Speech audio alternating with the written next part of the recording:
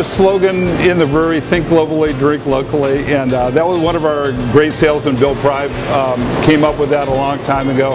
And it was, you know, obviously a fun play on that phrase that was already there, but it is kind of the way that we think. You know, it's like really, actually, Hale brought back one of those things from England that has always kind of tickled me, which is like the best beer is the beer that's that you find at the pub closest to the brewery. And you know, it's kind of like talking about that locally baked bread, that beer is a real fresh product. It's enjoyed fresh. The best way to serve it and sell it and experience it is as fresh as possible. And so that's kind of where our emphasis is, you know. The brewery started in Colville, little town over in eastern Washington, north of Spokane. And it was Mike Hale's vision.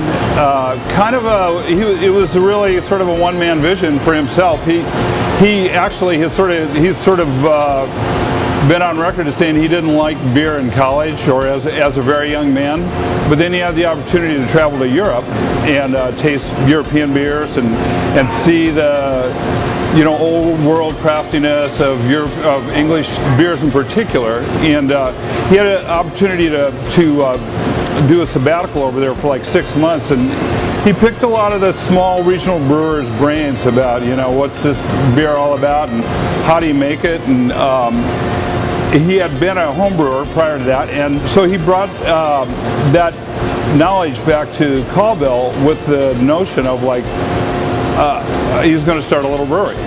You know, I think he had his finger on the pulse of like what was happening at that time.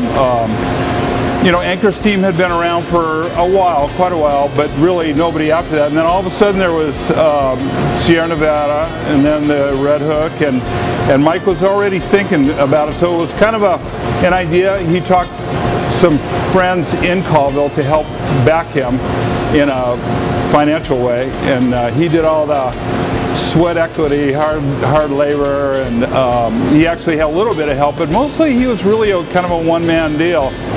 So he started up his little brewery, 10-barrel brewery in Colville, and then he started hiring people like one at a time. And he hired one of my buddies and his buddy, he was the postman.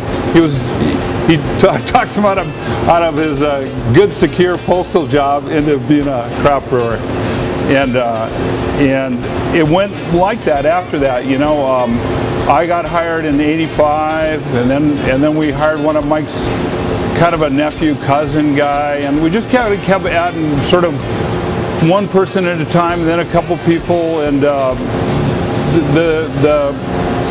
business started to grow, and people started to embrace it. You know, the idea of a better, kind of alien to them, craft, you know, type of beer, but it was quickly catching on, you know, from '83 on.